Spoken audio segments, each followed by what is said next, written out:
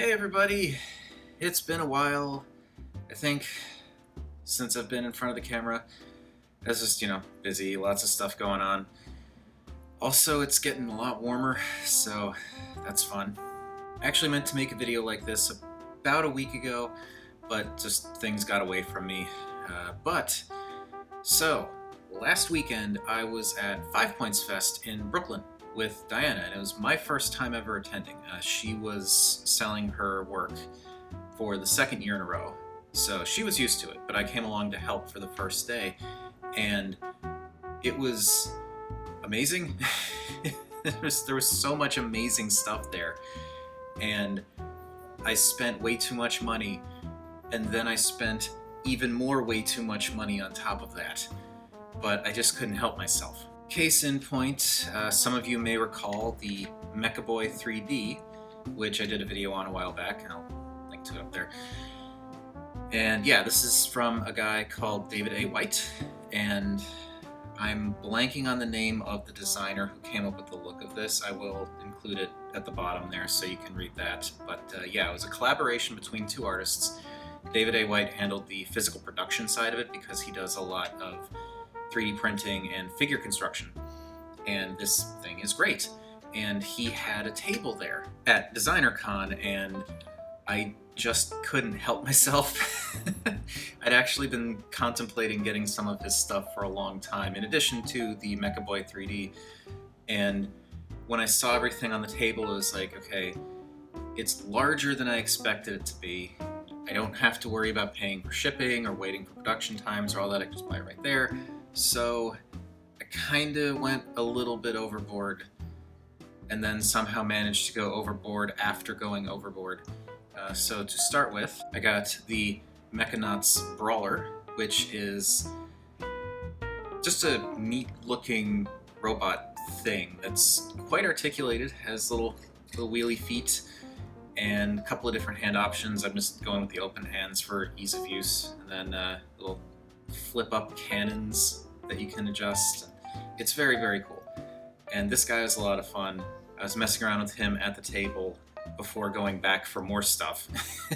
But yeah, very cool. I went with the green option because there was a red one there, but I thought the green one looked best because it had kind of like a military coloring for it. Then along with the Brawler, I believe that's the version 2 Brawler, I also got the Cosmo X4, which actually, looking at it like that is probably a little better. It's designed to look sort of reminiscent to like a ship you'd see in like a top-down shooter, and I think it definitely pulls that off. Plus, it transforms, which is really cool, and I will be showing that off at some point in the future. But yeah, this is great, and like just looking at it right there, you can kind of see there are like these little translucent green tubes inside the guns and everything, and like this is 3D printed. That's pretty amazing. But as I said, I couldn't help myself, so after getting those two, mulling things over for a bit, I kinda caved, in addition to caving before, and went back to get the Mechanaut Explorer and Chimera. These are two separate figures. The Chimera is the horse dog thing, and the Explorer is the guy on top of it. And yeah, these are designed, and when I eventually do a video on all of these guys, I'll show it off, but like these are designs that you can actually pop the head off the Chimera, pop the torso off of the Explorer, and like make a centaur mode, which looks really cool. But you can also ride the Chimera, which is pretty darn awesome. And again, very nicely detailed, very articulated characters. It's very cool. And I spent way too much money. And when I say way too much, I mean I actually bought a little bit more on top of all that, and that was the Robox, the black version. This is, I don't really know the story behind this. I've just seen a couple of them, probably knockoffs, pop up on TF Direct, and they just look really cool. They're like these little highly posable robot figures that I think are designed to be somewhat customized with like paint and decals and stuff like that, though they're water application decals, and I freaking hate those, so I ended up not putting any decals on this guy, so I'll probably just do some paint later. But anyway, they're like these very cool, highly articulated robots that compact down into what is basically a credit card sized box. I mean, it's thicker than a credit card, but you know, it compacts down to that size and everything is contained, like the weapons, the shield, the entire robot, it all just folds down into that. It's very cool. So yeah, I'm gonna be looking forward to messing with this guy a bit more in the future, and there will be a video coming eventually. And that was it for the 5 points goodies, but there is a bit more. I actually, if you recall, in the Mastermind Creations Commodus video, which I'll link up there again, I had issues with the thigh swivels. They were kind of scarily tight. And I think I had mentioned with like the inward-outward motion, I was able to just loosen a screw to kind of get things moving more, but the thigh swivels were still insanely tight. So I was trying to find solutions for his thigh issue, and I remember Vangelis many times talking about shock oil in a few of his videos, and I had no idea what that was. And then when I posted the video for Commodus, which again, we'll link up there, I had asked, you know, if anyone had any ideas, and someone commented, I can't look up the name right now, I'm sorry, and I forget, but name down there. Thank you again for the recommendation, by the way. They commented also about trying shock oil. So I looked into it, and apparently it's just like a little tube of lubricant that's made for the shocks for RC cars. And so I got some, and you know, I'll actually pop up a picture somewhere so you can see what I'm talking about, and I will actually include a link to the specific brand of shock oil that I bought in the description, so if you're looking for any yourself. Grab the Commodus, grab the shock oil, put like a little drop on a toothpick, and then put the drop on like the seam of the thigh where the swivel is happening, and then also above the thigh skirt because his thigh is in two pieces, and just, you know, gave it a second to kind of settle in, started working the joint for a few seconds, and then after about a minute or so just kind of tried to wipe away the excess with a Q-tip, and it's like night and day. Like if you remember from that video, which again was linked previously, those thighs were scary, and now it's like I can just do that. It's so amazing how much of a difference this stuff has made. I cannot, like, I'm glad I looked into it, because yeah, like this is not a cheap figure, especially now that he's difficult to find, and I didn't want to be terrified every time I tried to transform him, so the shock oil worked wonders.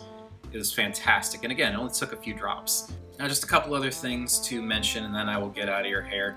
I did recently get my hands on Fans Project's Smart Robin, and I know it seems a little weird because the Titans Return figures have been out for a while, and those are all great, but I really wanted to get Smart Robin for a couple of reasons. It's a figure that I've kind of been wanting for a while, even with the Headmaster stuff going on, and more than anything, this guy's engineering is as amazing to me as the Prime RID Viacon.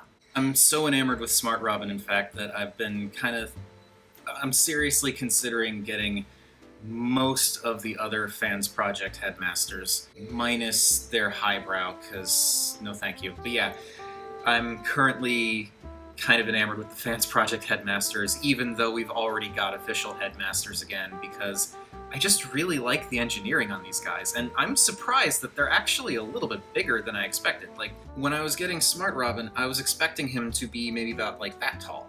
Like, I thought he was going to be roughly deluxe size, around like, you know, maybe the current Titans Return deluxe size, maybe a little bit smaller than that, but no, they're bigger than that. I'm surprised, but very cool.